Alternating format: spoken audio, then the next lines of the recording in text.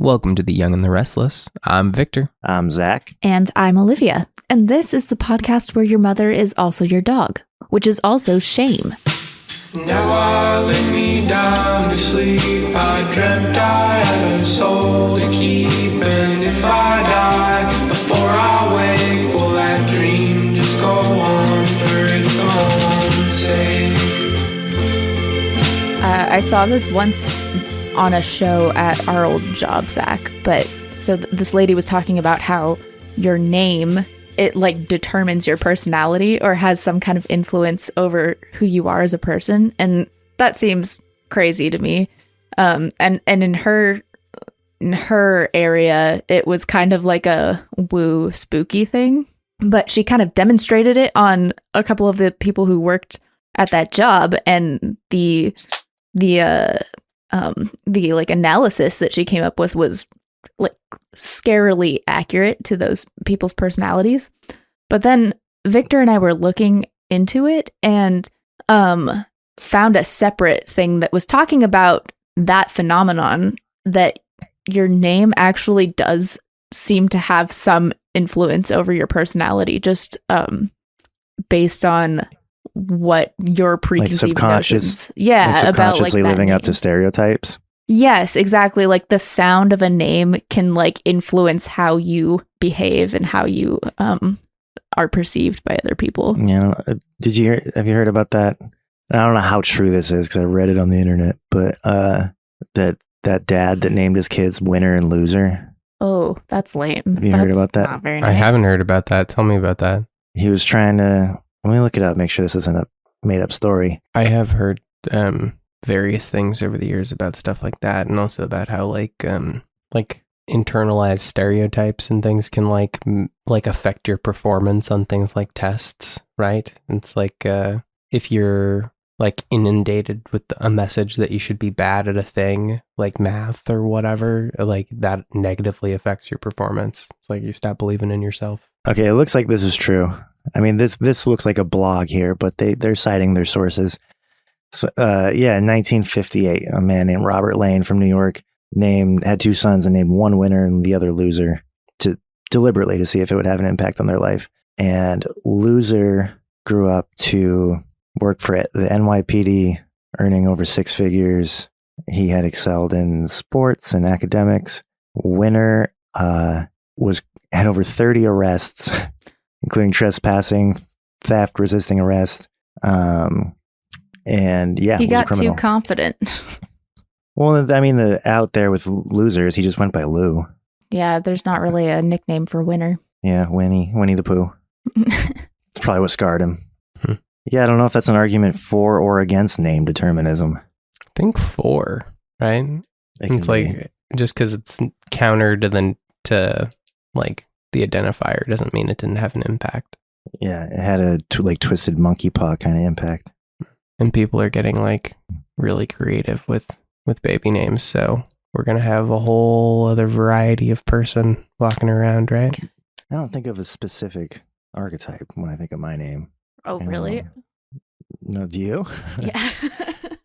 What kind of guy is Zach? I only went to a school of like 300 total, and like 10 of us were named Zach, and they were all different people.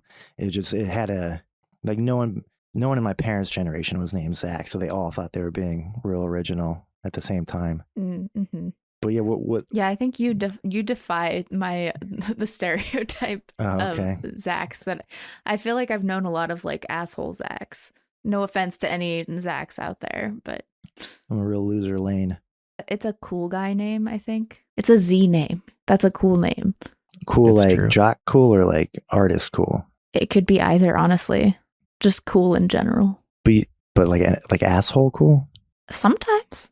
Because that's what you said. You think of an asshole when you think of Zach. Well, right. Because I've known a few asshole Zachs. But like, I think that if you have the notion that you are a cool guy, that can turn you into a bit of an asshole. Coolness is just a tool, you know? You can use it for good or you can use it for evil. That's true. It's a morally neutral tool. Luckily, I never thought I was that cool. Yeah, and that's why what you're you cool. would say. Your archetype was like Zach Morris from Saved by the Bell. He was kind of a cool guy, I guess. I feel like Victor is like a cool guy name too. I feel like you don't hear it that often. No, but it's got like vampire vibes. Does have Yeah, I big was gonna say, vampire energy. yeah, it feels professorial and like erudite. A picture of Victor, just like a Victor archetype, wearing like a tweed jacket and smoking a pipe. I'm getting there. Slowly, I'm becoming that guy. He's been practicing. And Olivia's like a That's a cool girl name. She's like a free-spirited character in a Jane Austen novel. I can dig it. Much to Olivia's shame and disappointment, the name Olivia is like one of the most popular baby names right now. Yeah, it's been like top of Having the a chart the last resurgence. couple of years. It's a good name. There's lots of nickname potential. Like I feel like I could go by a variety of things, but never Livy. That sucks. It's no good. All right, duly noted. It is a good viewpoint to see the world as a dream.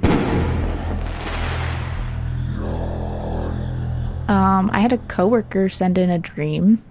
Oh yeah. Yeah, it's a pretty good one. Dive in. Okay. Oh, speaking of names, she asked me to give her a cool name. Specifically, she asked for a cool name. So Okay, let's for her start pseudonym? doing some Yeah. brainstorming. yeah, I'll let you guys figure it out. Yeah. Livy. Centaur. Did you say centaur? Centaur. Yeah. I was recently thinking about what I would name if I had pet raccoons. What I would name them. Mm-hmm. I decided on Harry and Marv after the bandits from Home Alone. It's pretty good. That's very good. The sticky bandits. What did you name the raccoons at the old job? Slippery Jack. Right. Slippery Jack. That's a good one. Okay, I have this pulled up. Have you come up with her cool name? Sapphire. No. Sylvia. Calypso. Oh, these are bad. Bahamas. Nigel. Quenifer. Hey, that's pretty good. Quenifer. I like that. Quinn is a cool name. Quinn is a cool name. Quinn is a cool name. Is that gender neutral? I feel like that's. Yeah, let's think go it with is. Quinn. I think that works. I think gender neutral names are cool. Yeah. Like Jesse. My parents almost named me Jesse, and I'm so pissed they didn't. I've heard that a lot from you. From me? Yeah, I bring it up a lot. Yeah, you talked about that. My middle name was James. I was almost Jesse James Ward. That was a good name. I don't like it. Sick as fuck. I might have been an asshole though. If my They name was might have that named cool. you Jesse Zach For sure. Ward, though. Jesse Zach Ward. No, James was my grandpa's name, so that was a shoe in. Rolling into town. The big iron on your hip. What? Nothing. What? It's a never mind. You know who Victor is the type of guy who uses the expression "if and you don't mind." No, I'm not If the you guy. don't I would mind, just boss. appreciate when other people use the expression. No, I mean Victor, the archetype. Oh yeah. If that's all right with you, Bob. Okay, so Quinn sent in a dream. And I'm just going to read it verbatim. Quinn says, I'm in bed, cuddled up with my mom. And then in parentheses, it says, why, lol. And I realize there's a grizzly bear that is in bed, holding me from behind. Essentially, I'm the filling on a really fucked up sandwich. The I middle wake her span. up and I'm like, I've got to have you move more your way so I can try to naturally move away from the bear. Anytime I make progress, I end up being pulled in tighter by the bear. I'm reminding myself to not panic because it'll smell fear. Because it's not cuddly, but rather end up being aggressive and clawing the fuck out of me. For whatever reason, I felt like this was not an uncommon occurrence that the bear was holding me, but that this time it wouldn't let me go. Eventually, I realized I was in a dream and very stressfully told myself to wake up. Cool. Do we want to dive right into Short and sweet. some Dream Bible stuff? Do we want to get Quinn's answers to the questions? Or Yeah, what do you think? I have some additional context. you want context or Dream Bible? Do we Zach? want which direction do we want to work at this from? Do you want me to call you Jesse James? I can do that if that's your preferred nomenclature. If you don't mind. Yeah, maybe we should do the context. Okay. So I asked Quinn what has been on her mind the most in the last few days. And she said stress with friends and needing to move. So it sounds like she's trying to move or needing to move, but that hasn't progressed yet or isn't totally in the works. And I asked for some more. I asked her to elaborate on the friends situation, and she said that they have felt like she's pulled away. She doesn't think so, but that she got really busy with work and just had no time, but that it caused some tension in her friend group, and they're her best friends. I asked for the most honest feelings about the people in this dream, and she says, I have zero contact with my mother. I have no idea why she was in the dream. She's never met my daughter. She doesn't know about my relationship ending, and additional details. She said she was in her boyfriend's bed. Current boyfriend? Yeah, it sounds like I think so. Her last relationship ended, and she's seeing somebody new, and it sounds like that's going really well for her. So it was this person's bed, and that they were taking a nap. There was nothing around. It was just a bed in an empty room, and it was bright. She felt like she couldn't move at all. Like the bear would.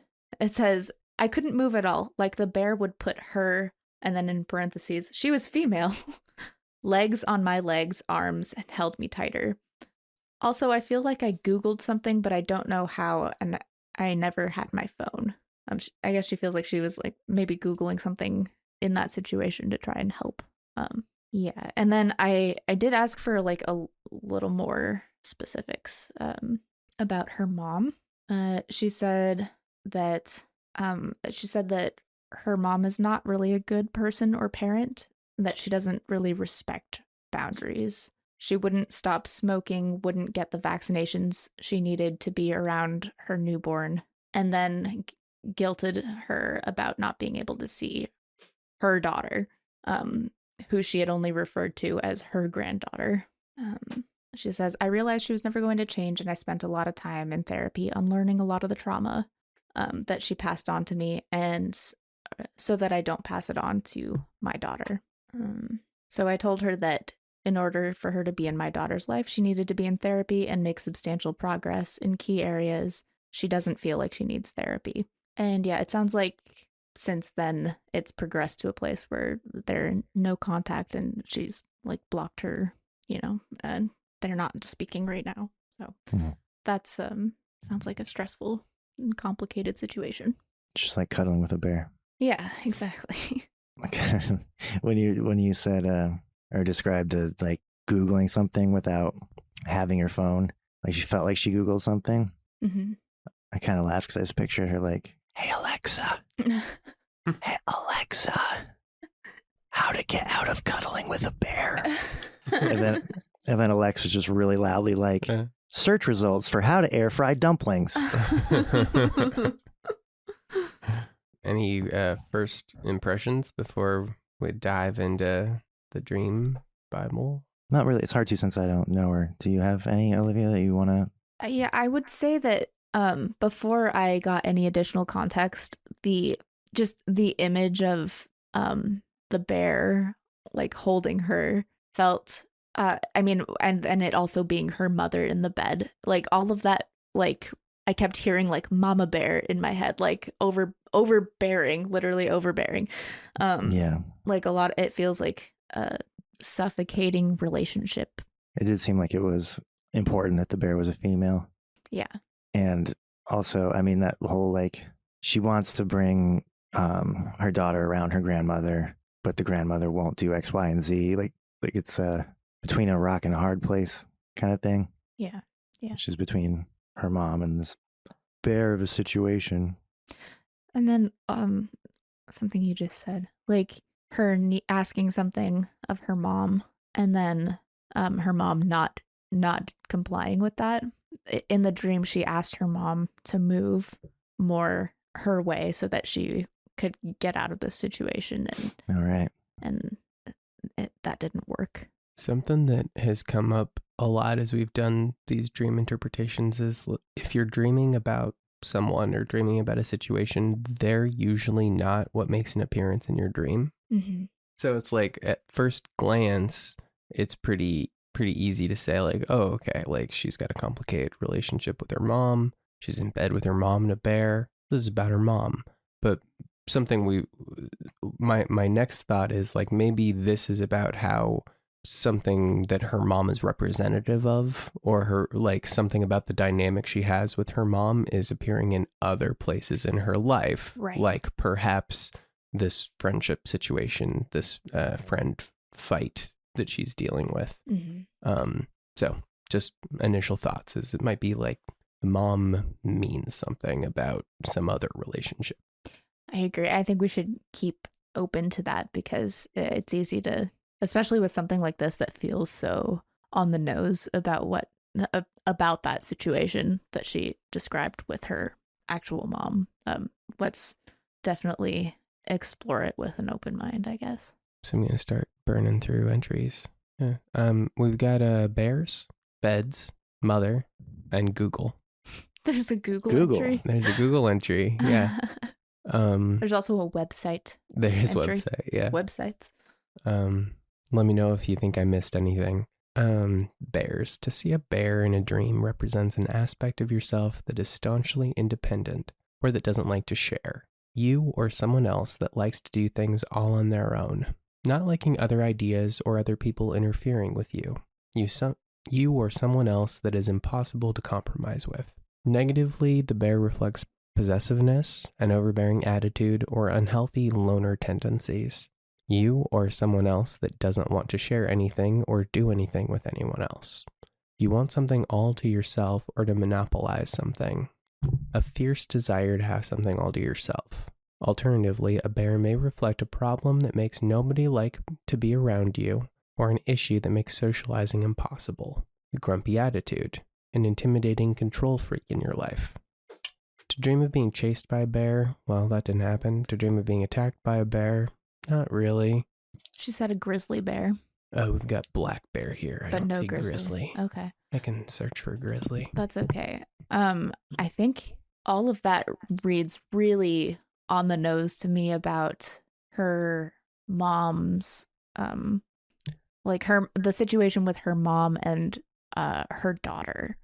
Especially the stuff up top, I thought, which was before we got into the negative aspects. Yeah, I mean, and honestly, just all of it could be related back to that. But like the stuff, like the possessiveness and like, it felt like it very much rang like a lack of compromise and like demanding. Yeah, it's kind of antisocial, you know. It's putting yourself far above all else and, you know, not caring if you upset other people.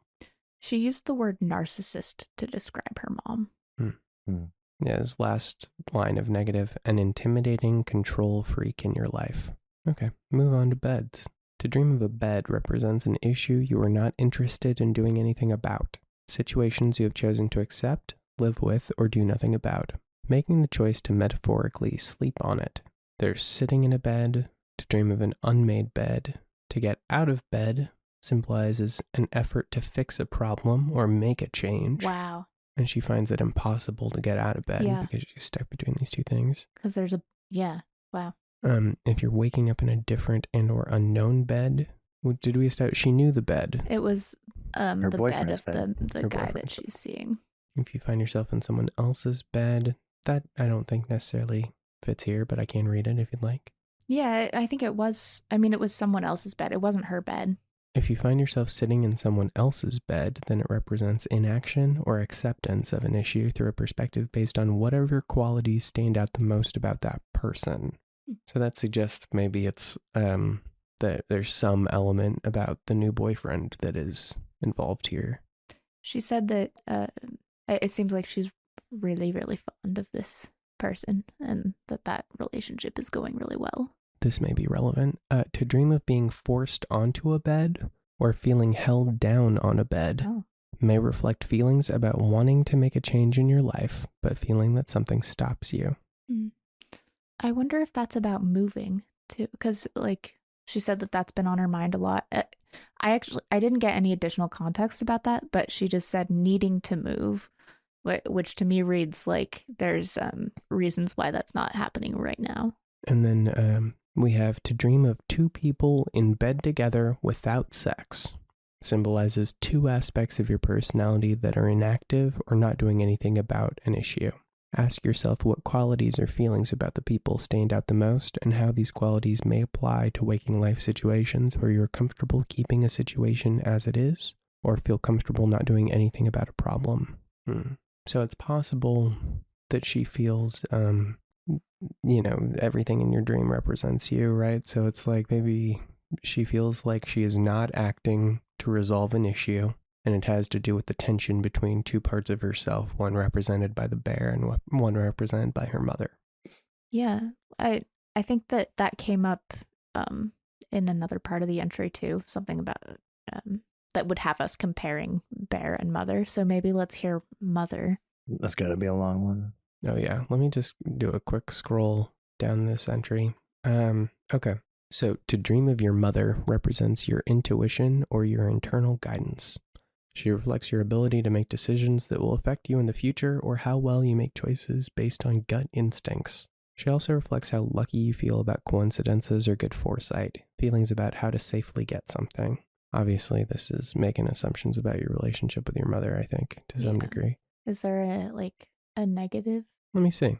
I mean, I guess there are cultural notions and understanding of what a mother, I guess, a symbol is, regardless of what your relationship is personally with your mom. Well, I think we talked about this on the episode 6, I think, the Oklahoma octopus episode, where Victor, you had a dream about your grandmother and your mother, and we kind of went down the same road of we read the mother entry, and it's there's your mother, and then there's the idea of a mother figure. Yeah, it's the capital M, mother. Mm-hmm. And I think going back to that dream that I had, when I dreamt of a mother, the person that I was dreaming of was not my mom in actual real life, right? Which led me to think that was about the symbolism of mother more so than my actual relationship with my mom. And in the same way, I think that in this case, Quinn is dreaming about their actual mother. And so my guess is that this has more to do with that relationship than it does with the mother archetype. Mm-hmm. Yeah, because I do think that having a negative or complicated relationship with your mother is going to play a role in it being the idea that it's your intuition and good fortune maybe is less in play in that situation.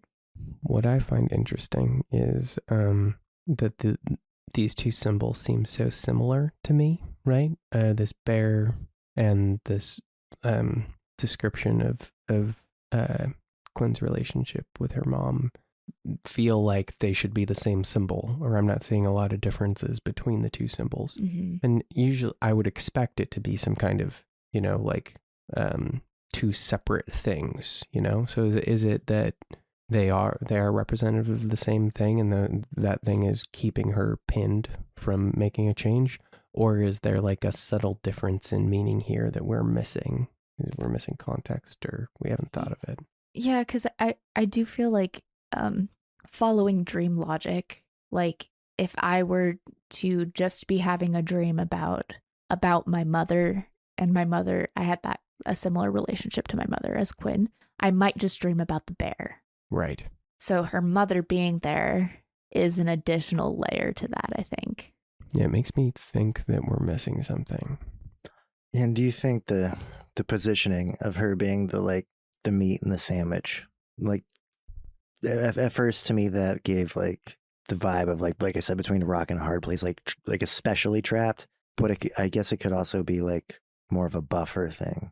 Mm-hmm. She's maybe paralyzed into not taking action on something because she feels like she's needs to be a buffer between one thing and another.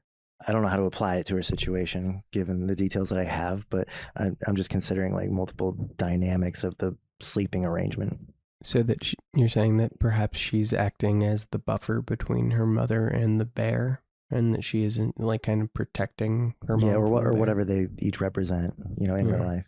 I wonder if it has to do with I don't know.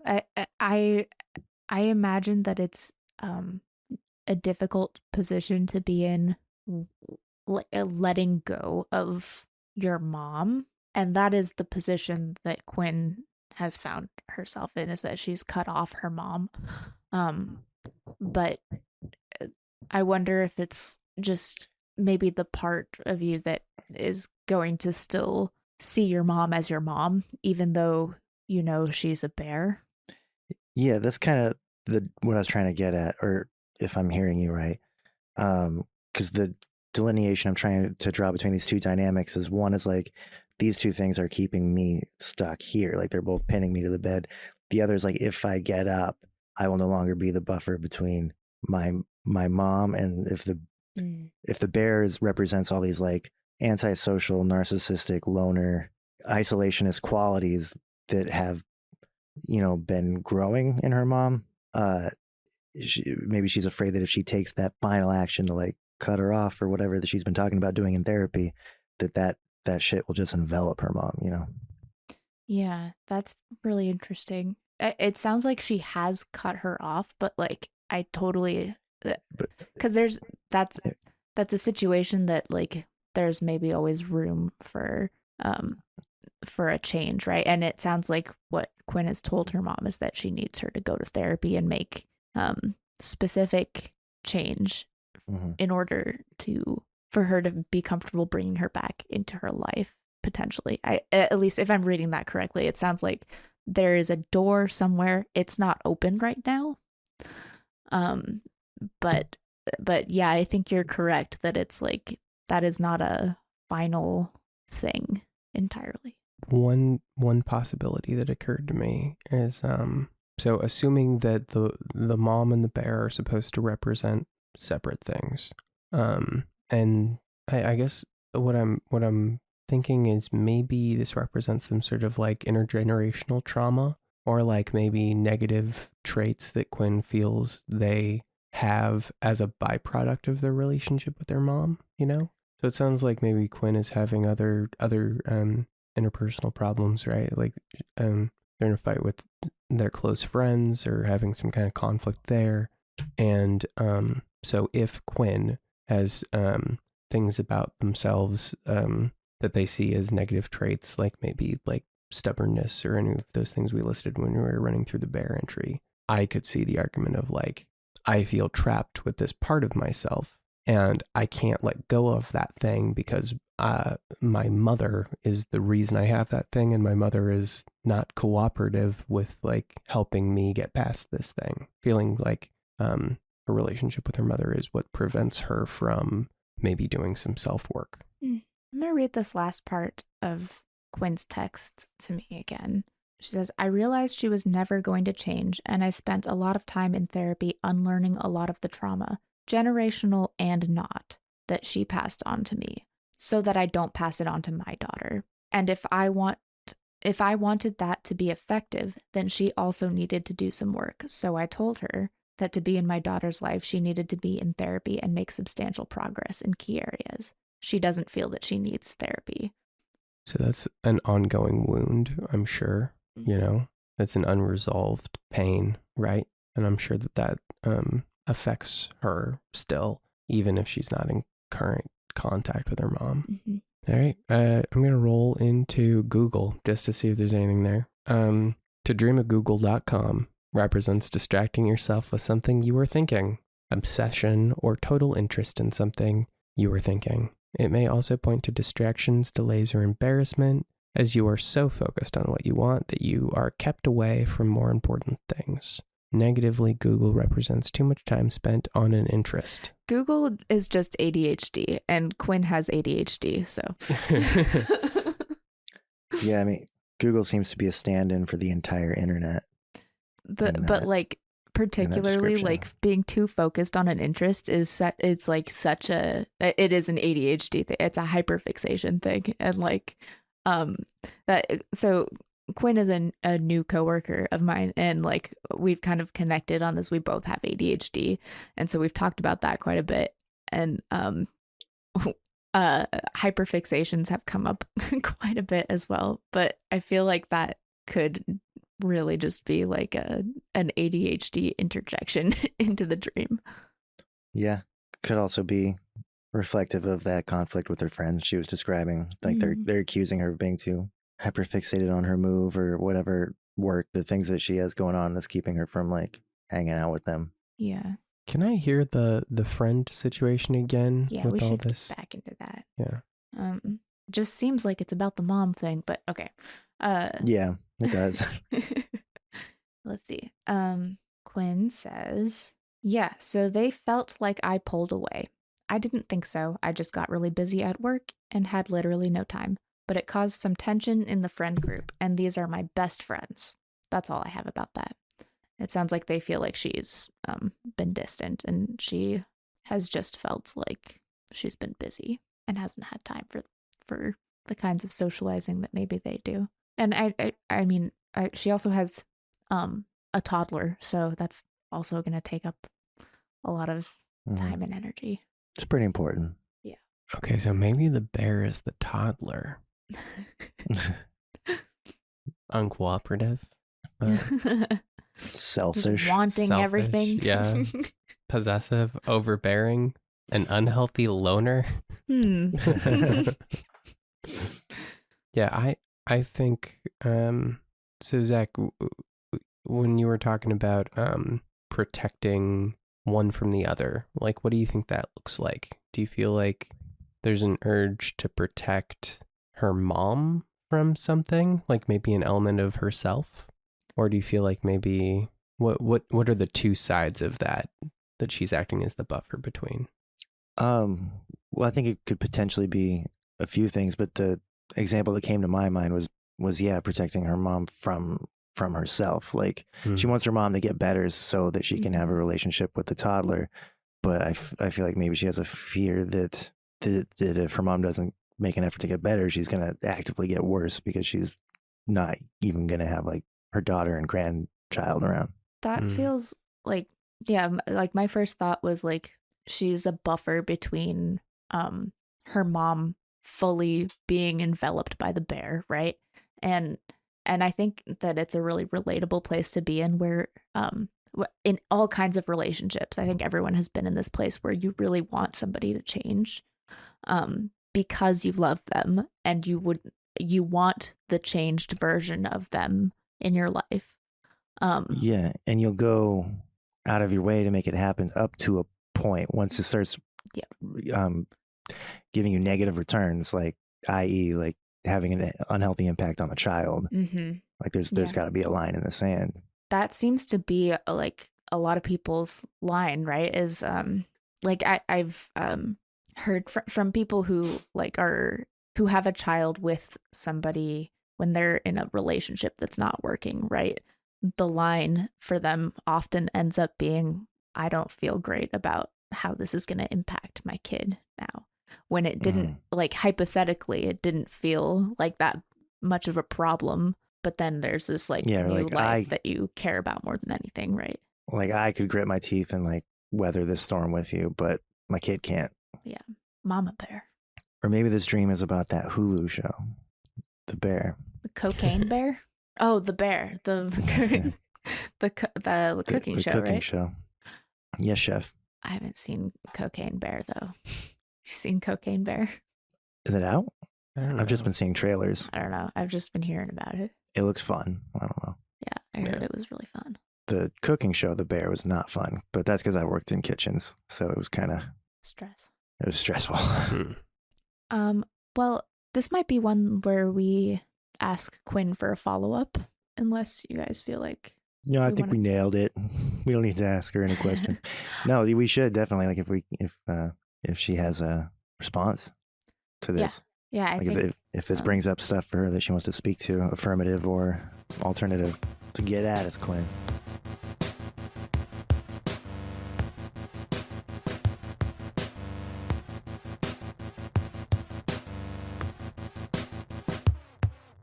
So, how you holding up? Oh, I'm fine. I'm fine.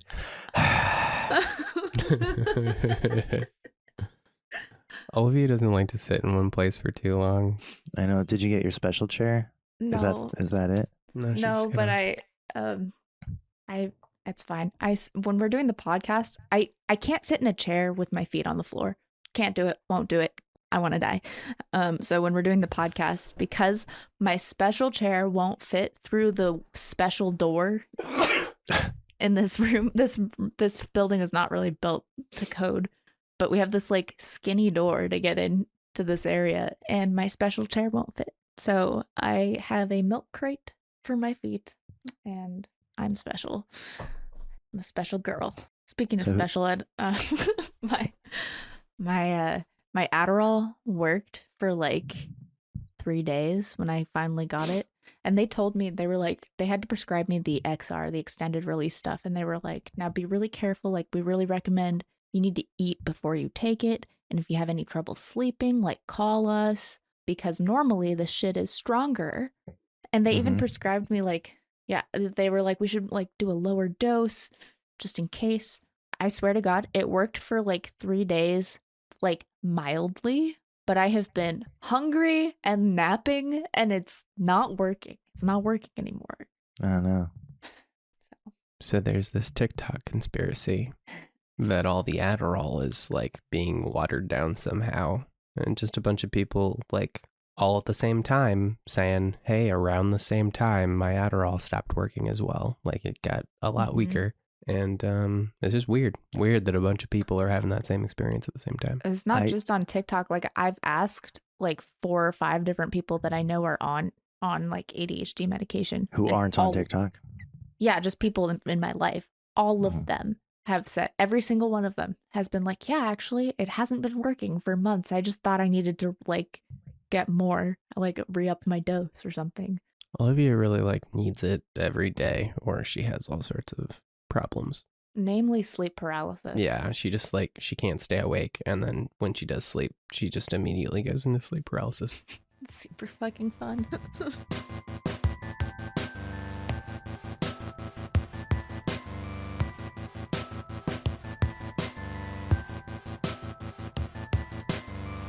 I had a funny kind of like lucid experience last night. Like I felt an abnormal amount of control over my dreams last night. I woke up at like 5 a.m.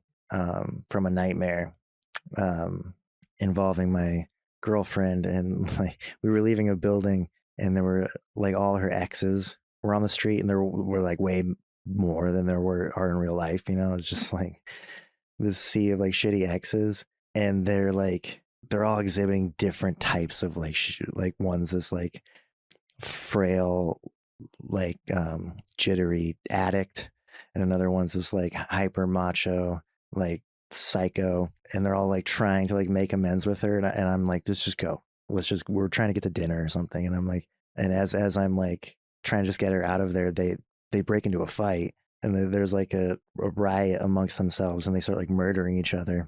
Oh shit. And it was really graphic. That was the part that made it a nightmare, was like she was fine in the dream. I got both of us out of there, but like I turned around to see like just like horrible violence, and I woke up, and then I almost like texted her about it. And then I was like, nah, I feel like that's going to wake me up, and I have like 2 more hours before my alarm goes off. So let's just go back to sleep and try again.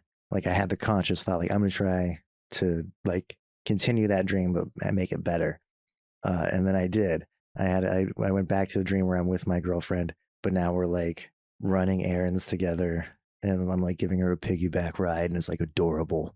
And it's just like, I woke up being like, good job, brain. Good. We really turned it around in the second half there. We came around in the 3rd act.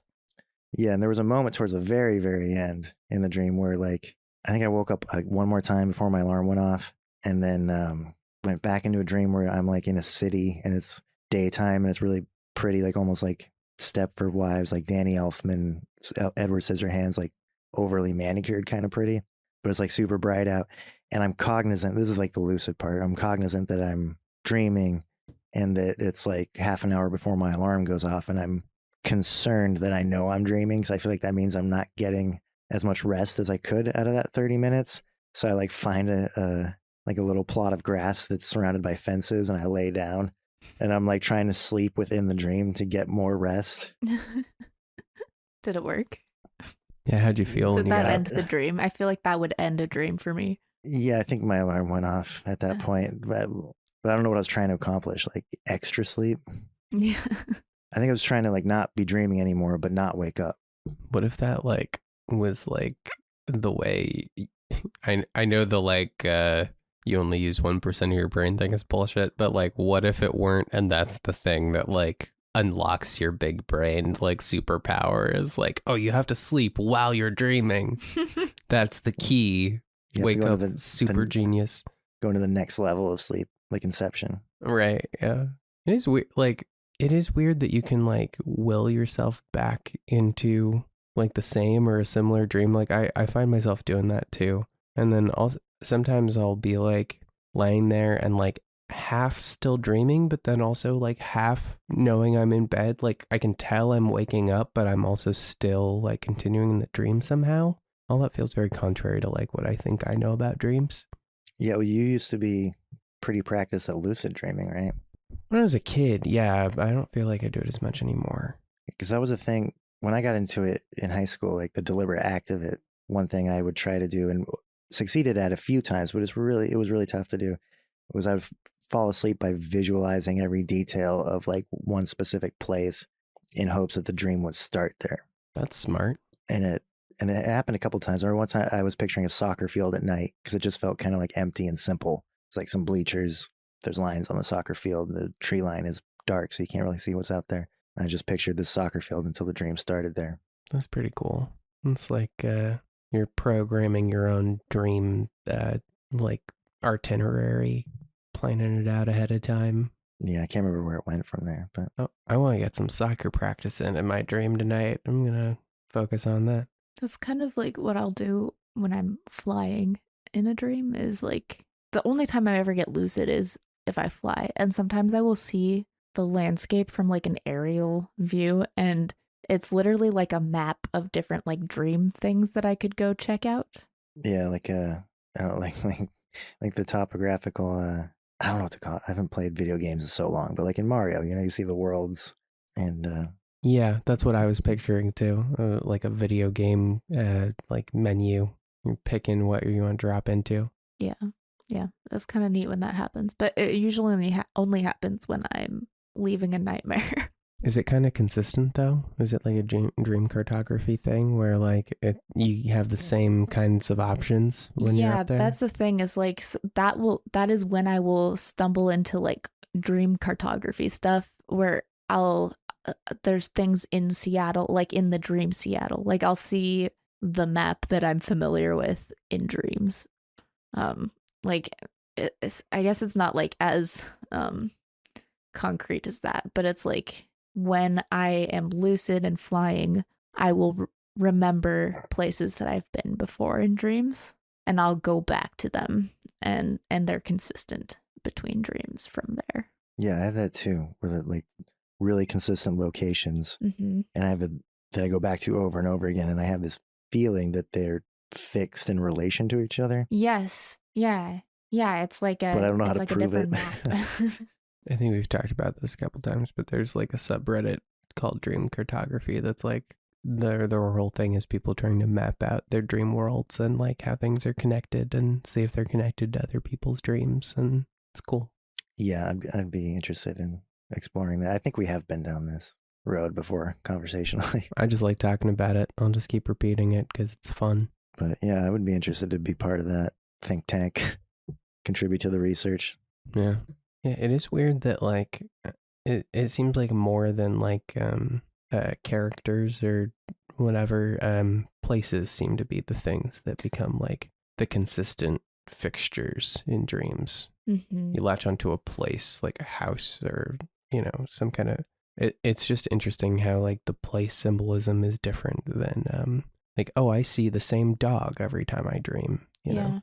We've talked about before how like sometimes when you're dreaming about your house, it's like different places that you've lived throughout your life. And like, I think, Zach, you were hypothesizing that maybe that's an indicator of like what part of you the dream is like connected to, like based on where you were in your life when you lived in that place.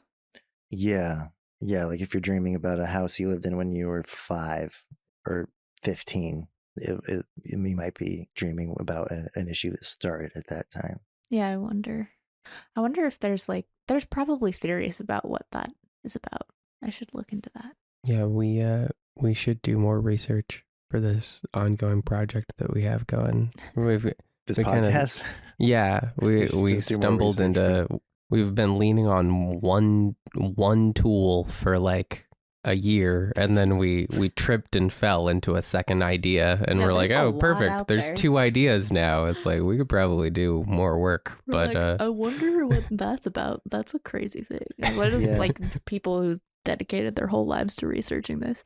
It's funny. I do feel like I did more recreational learning about dream psychology prior to this podcast, because now it's like we do this and I'm like, oh, that's the research. That's right. That's where I put that hobby and interest. I do it here with you guys. Yeah, but it's same. It's not like we're reading books silently on the podcast. Yeah, we turn this podcast into a book club. That sounds like a whole lot of work. It does. Yeah, not work I'm willing to do. Yeah, just gonna keep not knowing what I'm talking about. That's the Young and Restless guarantee. I feel like sometimes when I do reading, and then it's a bummer. Like I feel like last time I did some research on something, I showed up to the pod like, turns out epic dreaming is a symptom of narcolepsy, and Olivia was like, wah, wah. But you were right, though. It all made sense. Yeah, I think we need stuff like that. How are we gonna find out that this is actually a horrible mistake if we're not learning anything? That's what learning's about. Right. I think we figured out this was a horrible mistake. We're just in too deep. Learning is really about regret when you think about it. It's about teaching yourself to regret things that already happened. It's about killing magic. Right. And replacing it with regret. No, I think dream cartography is real. I think magic is real. That's the other promise of this podcast. We will keep believing magic is real. We'll remain in a faith-based position. That's right. Thank you for listening to The Young and the Restless. You can follow us on social media at The Young and the Restless Pod and submit your dreams for interpretation to thejungandtherestlesspod at Gmail. And as we always say, don't throw the bathwater out with the baby.